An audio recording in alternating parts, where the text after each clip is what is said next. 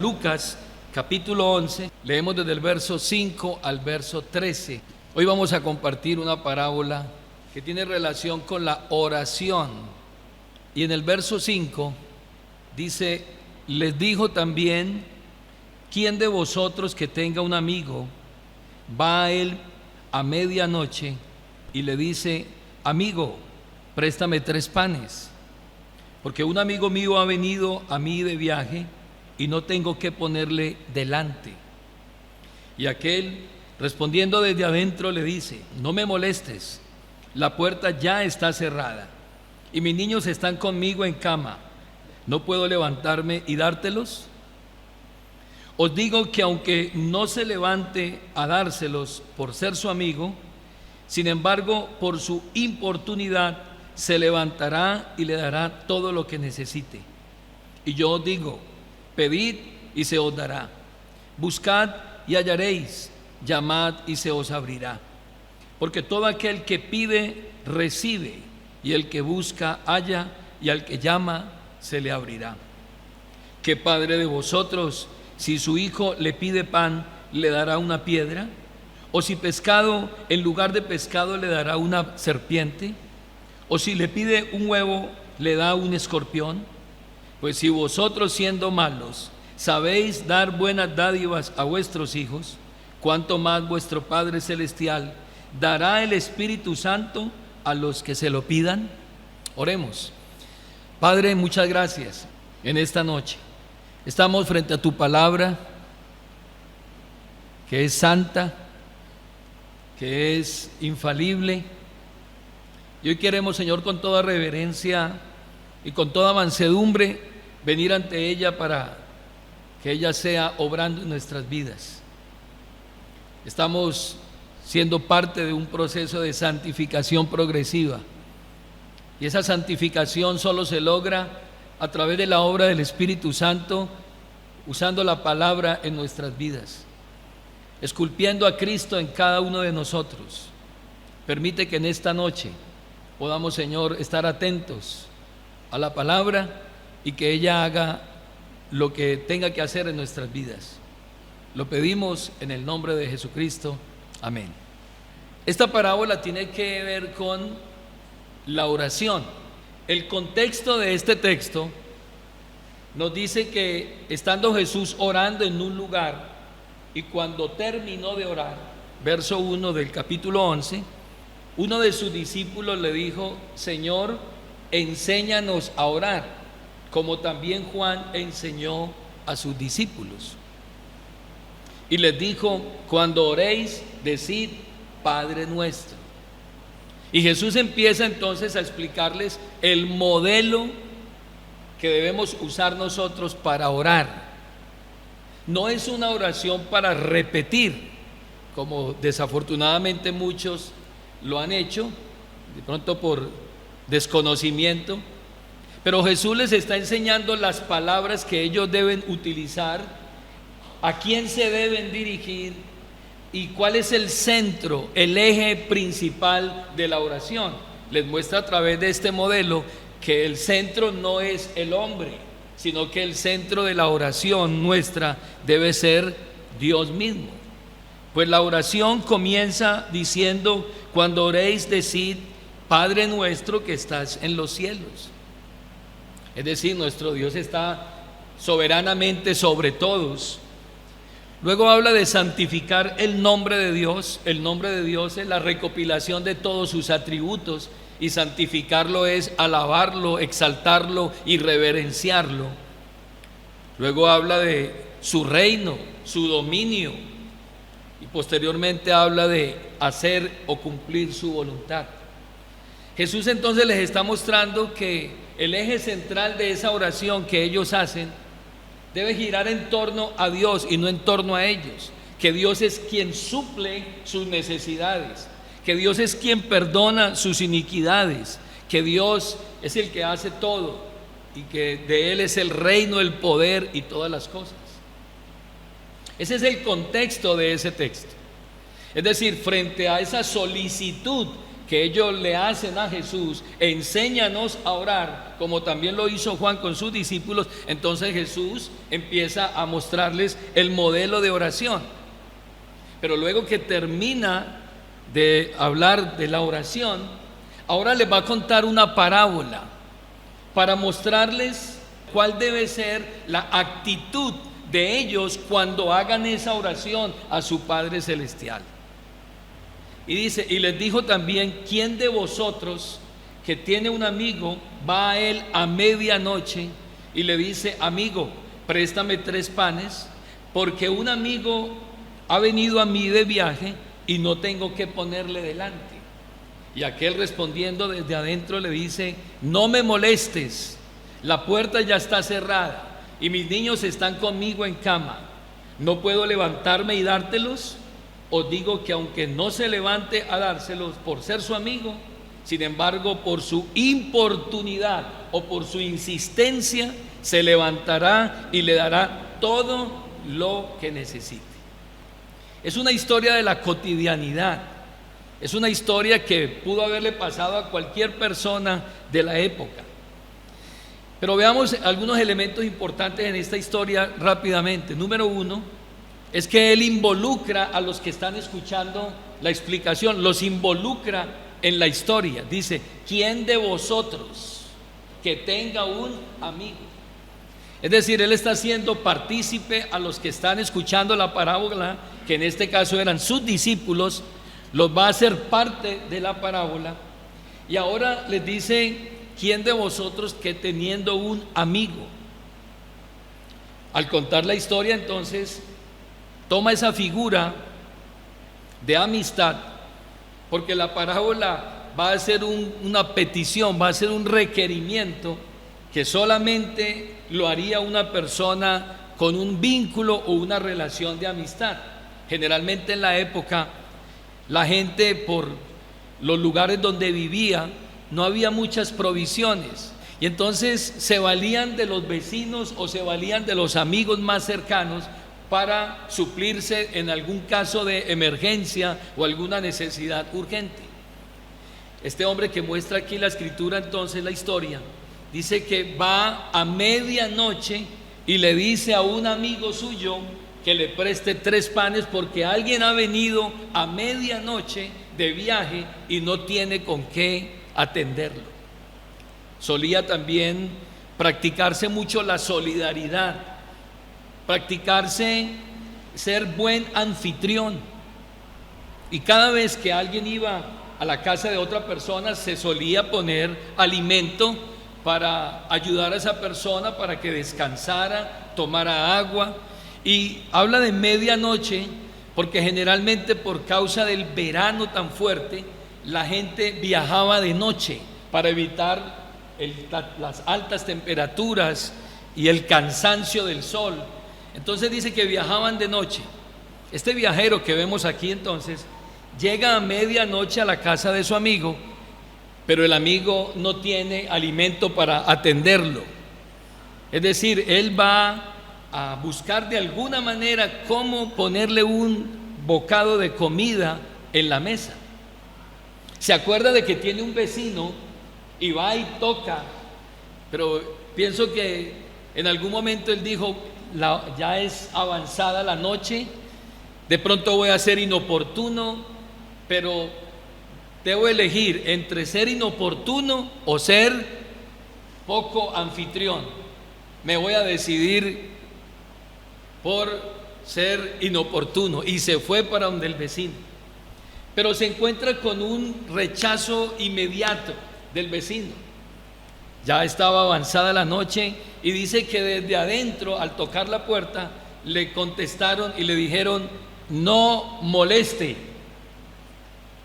¿Cómo reaccionaría usted si al tocar la puerta o al llamar a alguien por su celular a otra persona para pedirle algo, le conteste de inmediato: no me moleste? ¿Usted qué hace? Inmediatamente uno dice: no, número equivocado, no voy a insistir, no me moleste.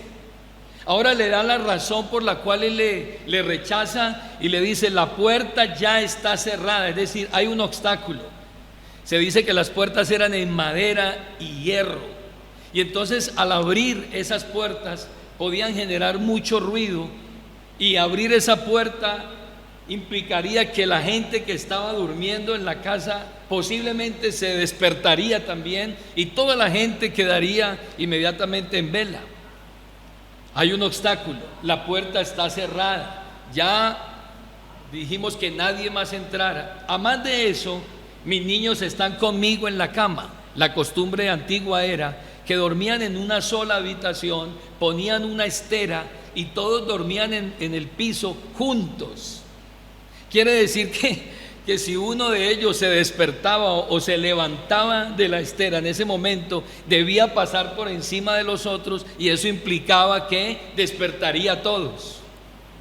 Por ende, entonces le dijo: la puerta está cerrada, los niños están conmigo y no puedo levantarme y darte los panes. No me molestes. A lo que el amigo siguió insistiendo y tocando y tocando y tocando y tocando y llamando a la puerta, hasta que finalmente él tuvo que levantarse. Pero Jesús explica, y no va a más detalles con esta historia, sino que él ahora va a explicar el final de la historia, y dice: os digo que aunque no se levante a dárselos por ser su amigo, por tener un vínculo de amistad, porque se conocen hace tiempo, porque son vecinos, o porque quizás en algún momento antes él le pidió un favor a este que estaba pidiendo el favor ahora, y él se lo había hecho, más que darle esos panes por esa necesidad, dijo: no, yo tengo que abrirle a este hombre y darle esos panes para quitármelo de encima. Definitivamente debo hacerlo. Jesús entonces, a partir del versículo 9 y 10, entonces ahora es lo que va a mostrar después de la historia, es una promesa, utilizando esa figura, una promesa. Ahora Jesús toma la vocería y con autoridad él dice: y yo os digo, pedid y se os dará, buscad y hallaréis, llamad y se os abrirá. Que fue lo que hizo el vecino cuando fue a pedir los panes. Él fue a pedir, él fue a buscar a medianoche, y él fue a llamar insistentemente. Y Jesús, utilizando esa historia, ahora dice: ahora yo os digo, ya les enseñé a ustedes qué es lo que ustedes deben hacer, pero ahora les voy a decir cómo lo deben hacer. Ya les dije cómo deben invocar a su Padre, cómo deben pedir la voluntad de Dios. Deben pedir para que el reino de Dios venga, pero ahora les voy a mostrar la forma en que deben hacerlo. Pidan, busquen, llamen insistentemente, así como lo hizo ese hombre cuando fue a la puerta de su amigo. Háganlo de la misma manera. El Señor Jesucristo entonces está hablando con voz de autoridad divina y absoluta, y está diciendo: yo puedo decirles a ustedes no solamente lo que deben de decir, sino cómo lo deben de decir. Y aquí el Señor les da a ellos tres palabras, tres verbos imperativos, tres verbos que implican una determinación, tres verbos que ellos van a utilizar y que implican una actividad cada vez más intensa y que conllevan a una promesa. Si ustedes usan esas acciones, utilizan esos verbos que yo les voy a dar acá, y lo hacen con insistencia, ustedes van a obtener una promesa de parte de Dios. El primer verbo tiene que ver con pedir. Pedir es un imperativo, pedir es una actividad que deben hacer con intensidad. Pedir, y la promesa que van a obtener al pedir es: pedid y se os dará. Ahí está la promesa. Si ustedes piden, recibirán. El segundo verbo es busquen, y encontramos esa palabra constantemente. mas buscad primeramente el reino de Dios y su justicia, y todas las demás cosas les serán ¿qué? Añadidas. Busquen, esa es la acción que deben hacer. Es decir, si ustedes quieren tener algo, si quieren hallar algo, deben buscar. El que busca, halla.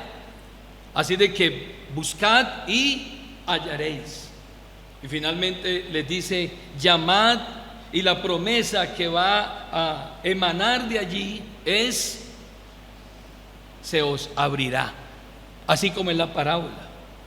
Estos tres verbos entonces usados insistentemente como una actividad de alguien que necesita, lo llevará entonces a obtener las promesas.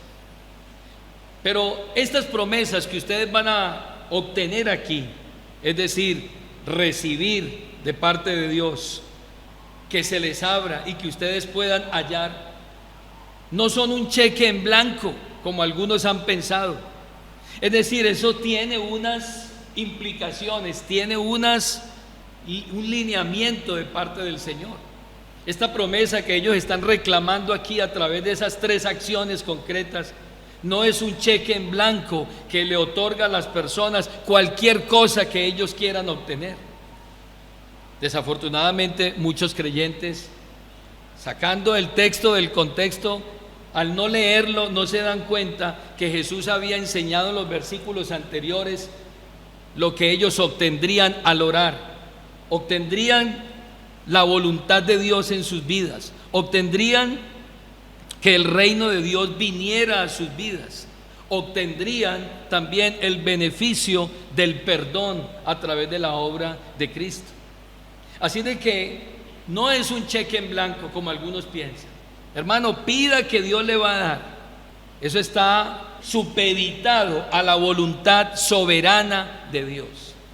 Es decir, nosotros debemos pedir con base en la voluntad de Dios, y esa voluntad de Dios está implícita en las Escrituras. Quiero que me acompañe a Primera de Juan, capítulo 5, el versículo 14. Juan está mostrando que no solamente basta con pedir, llamar y buscar para obtener las promesas, sino que ese llamado, esa búsqueda y ese tocar debe estar encaminado bajo un propósito divino. Verso 14 del capítulo 5. Y esta es la confianza que tenemos en Él, que si pedimos alguna cosa conforme a su voluntad, Él nos oye. Y si sabemos que Él nos oye en cualquier cosa que pidamos, sabemos que tenemos las peticiones que le hayamos hecho. El versículo 14 entonces dice que la confianza que tenemos en Él es que si pedimos alguna cosa conforme a su voluntad, y si lo hacemos de acuerdo a su voluntad, ¿qué pasa? Él nos oye. En la Escritura encontramos muchos ejemplos de oraciones respondidas, de promesas obtenidas porque hubo un hombre o una mujer que insistentemente clamaron a Dios, pero estaban alineados con la voluntad de Dios. Y nos encontramos con un caso muy puntual y muy claro, y fue la oración que hizo Salomón allí en Primera de Reyes capítulo 3, el versículo 1. Cuando leía estos textos pensaba en qué hubiese sucedido si usted o yo o cualquier persona de este tiempo le hubieran dado la opción que le dieron a Salomón cuando hizo la oración. Primera de Reyes 3:1 dice, verso 5: y se le apareció Jehová a Salomón en Gabaón una noche en sueño, y le dijo Dios: pide lo que quieras que yo te dé. Hermano, ¿usted qué hubiera pedido? Pide lo que quieras que yo te dé. La casa de mis sueños. Yo luchando con ese auto que tengo, no, un auto. O de pronto un viaje, o que ese trabajo. ¿Qué hubiera pedido usted en ese momento? Piense, ¿qué hubiera pedido usted en ese momento? Dios le dice: pídame lo que quiera ya, yo se lo concedo. Versículo 5: pide lo que quieras que yo te dé. Verso 6. Y Salomón dijo, escuche la respuesta. Verso 6. Tú hiciste gran misericordia a tu siervo David, mi padre. ¿Cómo comienza esa oración? Resaltando el atributo de la misericordia de Dios. Tú hiciste gran misericordia a tu siervo David, mi padre, porque él anduvo delante de ti en verdad, en justicia y con rectitud de corazón para contigo. Todo es hacia Dios, note usted, tu misericordia. Tú le guardaste a mi padre, porque él anduvo contigo. Y tú le has reservado esta tu gran misericordia en que le diste hijo que se sentase en su trono. Es decir, tú le cumpliste la promesa a mi padre David, quien anduvo contigo, y tú tuviste misericordia de él. Note usted que Salomón está enfocando su oración ¿en quién? En Dios, no la está enfocando en él, como sucede en este día. Verso 7.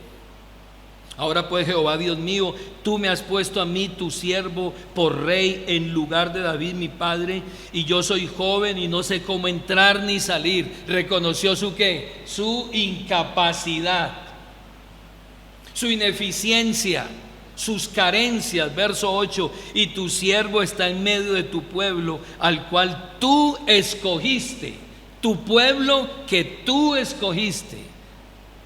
No es mi pueblo. No, es tu pueblo que tú escogiste. Era el pueblo de Dios y Dios lo había puesto a él para que administrara ese pueblo. Un pueblo grande que no se puede contar ni numerar por su multitud. Da pues a tu siervo, no dice al rey, no dice a tu siervo, corazón entendido para juzgar a tu pueblo y para discernir entre lo bueno y lo malo, porque ¿quién podrá gobernar tu pueblo tan grande?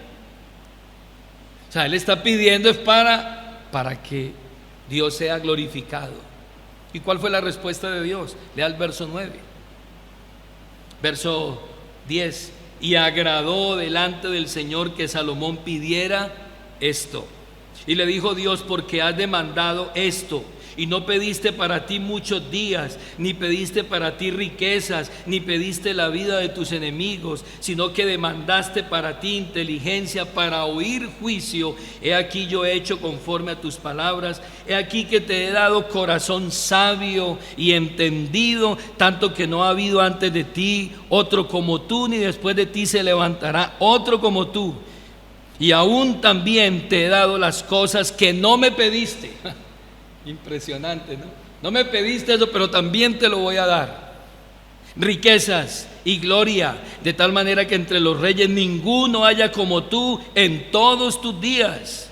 Y si anduvieres en mis caminos, guardando mis estatutos y mis mandamientos, como anduvo David tu padre, yo alargaré tus días. Una oración basada en la voluntad soberana de Dios, para la gloria de Dios, para honrar a Dios. Yo quiero saber cómo entrar y salir y cómo gobernar tu pueblo para tu gloria. Este hombre finalmente cometió muchos errores, sí, pero inicialmente este hombre cumplió ese propósito de Dios. Quienes oran con un enfoque adecuado, hermanos, y centrado en Dios, recibirán lo que anhelan.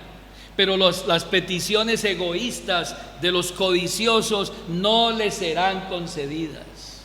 Aquellos que están pensando en sí mismos, en cómo buscar protagonismo, en cómo buscar el beneficio, y dejan a un lado la gloria de Dios y la excelencia de Dios, no recibirán nada. Por eso Santiago dice: ustedes piden y no reciben, porque piden mal para gastar en sus propios deleites. Pero deben pedir de acuerdo a la voluntad soberana de Dios. En el verso 11 y verso 12, volviendo allí al versículo base, a Lucas capítulo 11, entonces ahora Jesús lanza la pregunta lógica. Es decir, primero entonces cuenta la historia, después les muestra las promesas que ellos van a obtener si actúan correctamente de acuerdo a la voluntad soberana de Dios. Y ahora hace una pregunta: ¿qué padre de vosotros, Si su hijo le pide pan, ¿le dará una piedra? ¿O si pescado en lugar de pescado le dará una serpiente? ¿O si le pide un huevo, le dará un escorpión? Y les hace una pregunta lógica.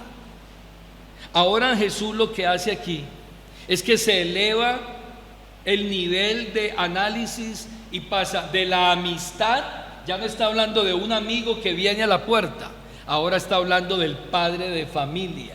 Es decir, va subiendo el vínculo de relación y ahora dice: ¿qué padre de vosotros? Note usted que vuelve y los involucra a ellos en la historia.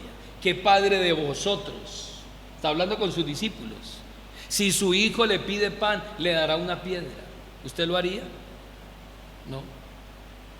Si su hijo le pide un pescado, le da una serpiente venenosa. O si le pide un huevo, le dará un escorpión. Así de que ahora Jesús pasa de una relación de amistad a una relación de paternidad. Si una persona responde a la persistencia, a la persistente solicitud de un amigo, entonces ¿cuánto más responderá a la insistencia de un hijo?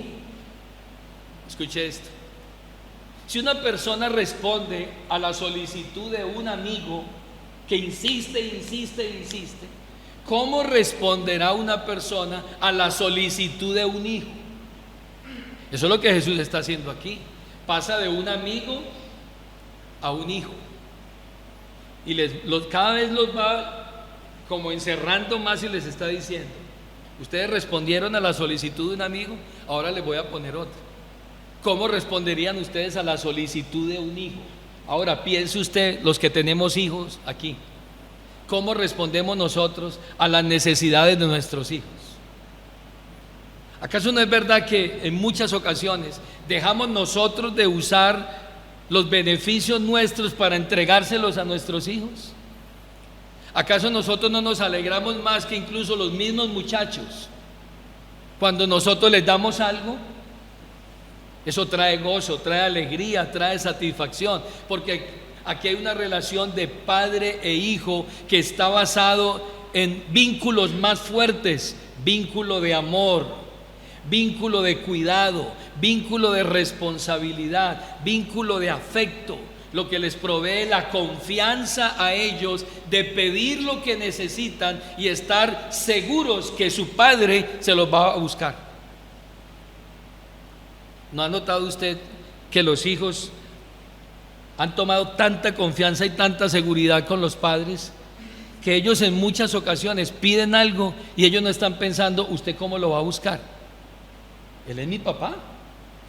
Y no porque sean ingratos, ni desleales, ni exigentes, sino que ellos asumen que su padre está ahí o su madre está ahí y él o ella harán cualquier cosa por traer esas cosas necesarias. Y entonces los vínculos de amor, cuidado y responsabilidad les dan a ellos la confianza y seguridad de que recibirán lo que pidan: sus zapatos o su ropa, o de pronto un cuaderno o un lápiz para el colegio. Papi, necesito un lápiz. Papi, se me acabó el cuaderno. ¿Qué tiene que hacer usted? Tiene que salir a buscar el cuaderno, como sea. Pero ellos tienen esa seguridad porque hay un vínculo. Jesús les está diciendo a ellos: así como ese padre, cuando su hijo pide un pan, ¿usted no le daría una piedra? Así como ese hijo cuando pide un pescado, ¿usted no le daría una serpiente? Así tampoco su Padre Celestial les daría algo que no les conviene. Ahora, al saber que nuestro Padre Celestial cuida de nosotros y que está comprometido en suplir nuestras necesidades necesarias, nosotros podemos, hermanos, estar seguros que en medio de la necesidad Dios nos ha de proveer. Nos provee protección. Primera de Juan capítulo 5, el verso 18. Juan escribe: sabemos que el que ha nacido de Dios no peca, y Jesucristo le protege y el maligno no le toca. Nosotros sabemos que el enemigo no nos toca porque nosotros, al estar en Cristo, el enemigo no nos toca.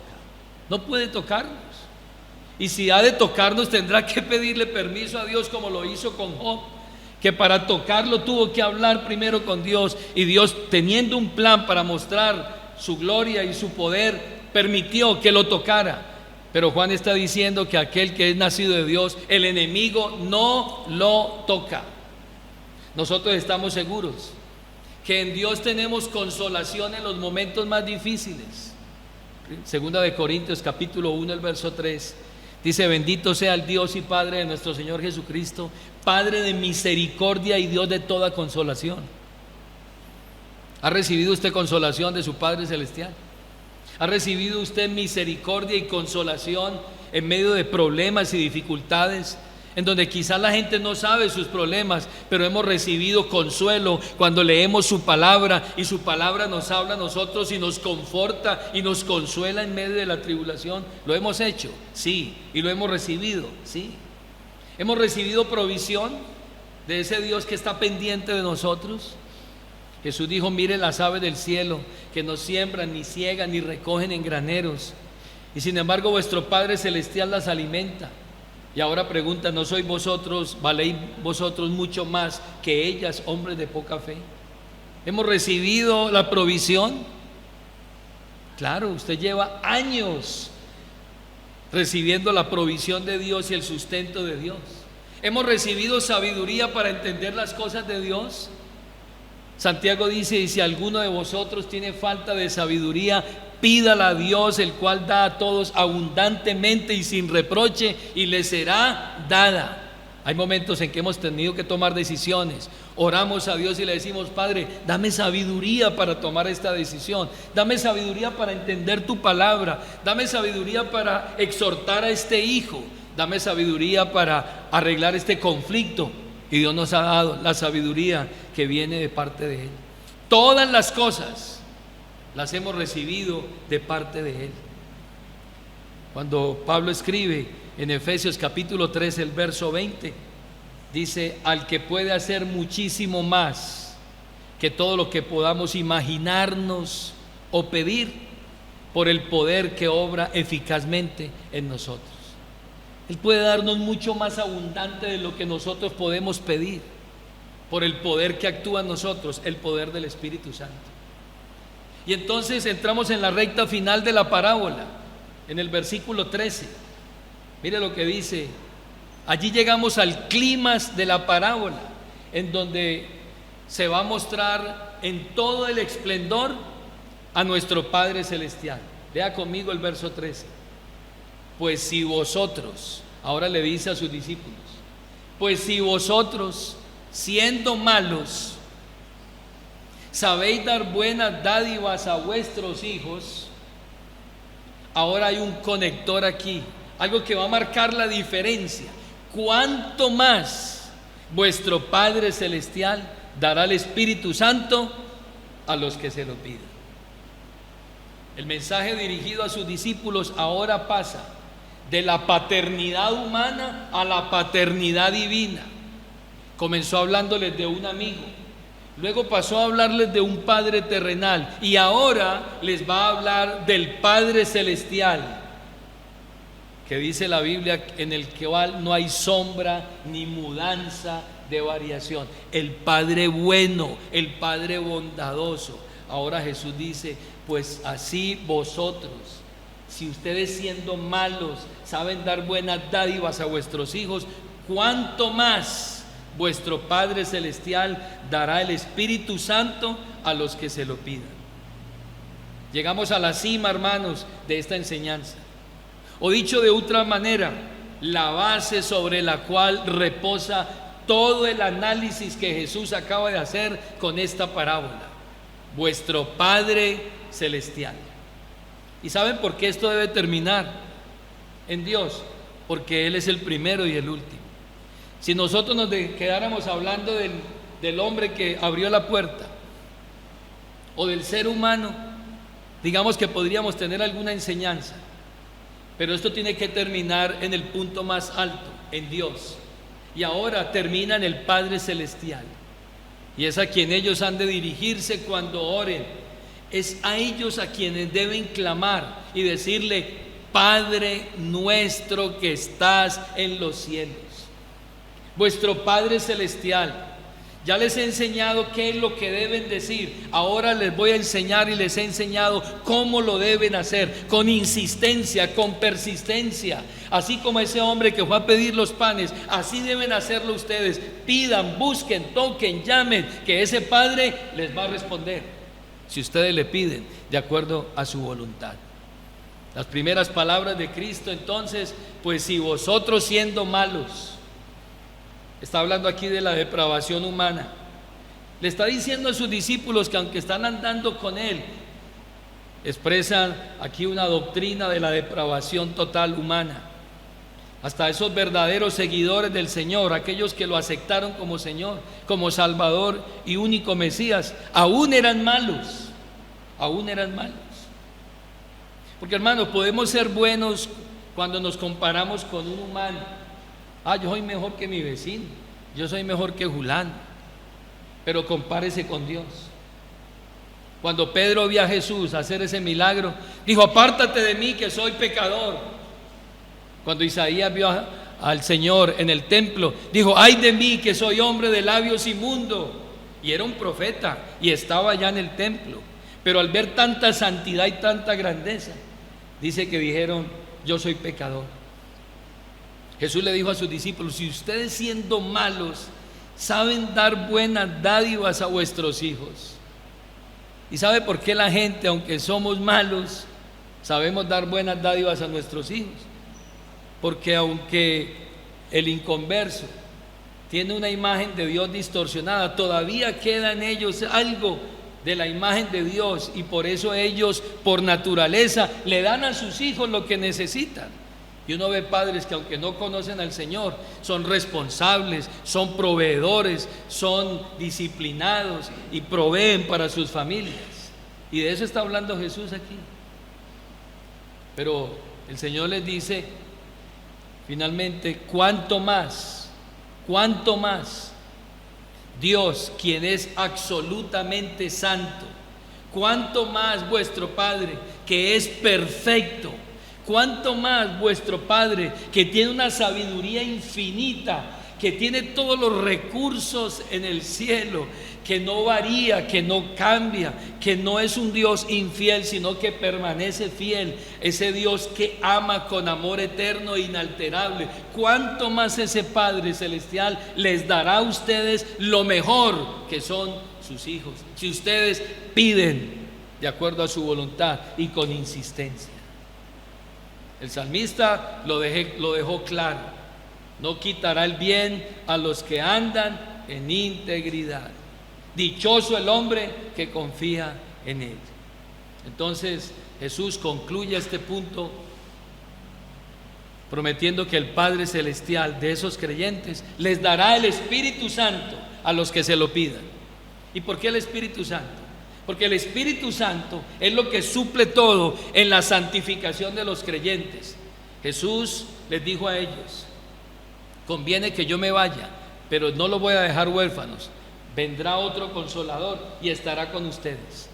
Y ese Consolador suplirá todas sus necesidades. Será el Paracleto, el que los guíe, el que los consuele, el que los convenza, el que los introduzca en el reino, el que opere en ustedes la regeneración, el que les dará el conocimiento de Dios, el que hará que ustedes puedan cumplir los mandamientos y las ordenanzas. Será el que los selle a ustedes para la vida eterna. Será el que los bautice y los coloque en la iglesia, en el cuerpo de Cristo. Será el que los fortalezca para que puedan evangelizar con denuedo y llevar el mensaje. Será el que interceda por ustedes también. Será el que los santifique. Y será aquel que hará que ustedes adquieran la semejanza de su Hijo, Jesucristo. Esculpirá en ustedes la imagen mía, la imagen de Cristo. Derramará sobre ustedes el amor de Dios en sus corazones y les brindará esperanza cuando yo me vaya, y no quedarán huérfanos. Por eso, si ustedes piden algo bueno para ustedes, el Padre Celestial les enviará ¿qué? El Consolador, el Espíritu Santo. Unas conclusiones finales en este tema. aunque sabemos que los planes de Dios son soberanos y que ya están establecidos de acuerdo a la voluntad de Él. Hermanos, Él en su misericordia nos permite participar de su plan. Hace lo mismo que hace el padre cuando va a comprar la bicicleta, su niño pequeño, y solo tiene 100 bolivianos. La bicicleta vale 1.500 bolivianos y el padre va con el niño y le dice: vamos a comprar la bicicleta y présteme esos 100 pesos y yo la voy a comprar. Y el padre le coloca esos 100 pesos los recibió de su padre, pero su padre le completa y dice: lograste ahorrar, toma tu bicicleta. Y él no sabe que todo lo que tiene lo recibió de su padre, y él se va contento como si hubiera comprado la bicicleta. Lo que él no sabe en el fondo es que todo lo que él tiene lo recibió de su padre. Dios nos permite participar en su obra, aunque Él ya tiene definido todo. Permite que nosotros participemos en la oración para que Él haga su voluntad y su reino se establezca aquí en nosotros. Hermanos, por medio de la oración manifestaremos también nuestra dependencia de nuestro Padre Celestial, y de esa manera humillaremos nuestra autosuficiencia y le diremos a Dios: nosotros dependemos de ti, cuando vamos en oración y clamamos a Él. Estemos en pie en esta noche. Yo no sé usted por qué cosa estará orando, y usted dirá: yo ya estoy como cansado. George Mueller oró por 2 amigos que tenía, por la conversión de ellos. Oró 60 años por ellos, 60 años. Dice que uno de ellos se convirtió 1 año antes de morir, se convirtió. Y Müller hizo la ceremonia. Y otro también, casi en sus últimos días, reconoció al Señor como soberano de su vida y también se convirtió. Pero fueron 60 años orando por la conversión de sus amigos y obtuvo ese beneficio. No sabemos cuáles son los planes de Dios en su totalidad. Lo que sí sabemos es que Él nos exhorta a que oremos y oremos y llamemos y llamemos y llamemos, ubicados y centrados en la voluntad de Dios, hasta que veamos respuestas gloriosas. Oremos en esta hora. Padre, Tú eres bueno. Nosotros como humanos nos cansamos, nos fatigamos y a veces abandonamos propósitos que nos hemos puesto en oración. Y al no ver respuesta, muchas veces nos regresamos y dejamos a un lado esos propósitos. Pero a través de esta parábola tú nos enseñas a pedir, a llamar, a buscar insistentemente hasta que podamos obtener esas promesas que están allí escritas en tu palabra. Que tu palabra nos autoriza claramente pedir de acuerdo a esa voluntad, para que veamos respuestas a nuestras oraciones y que tú seas glorificado y exaltado en todo. Ayúdanos, Señor, a tener ese espíritu insistente, persistente, constante, y que podamos ver aquí respuestas a nuestras oraciones, y que eso nos pueda traer nuevos desafíos, nuevas metas de oración para esta iglesia, para nuestras familias y para nuestras vidas personales. Todo esto lo pedimos en el nombre de tu amado Hijo Jesucristo.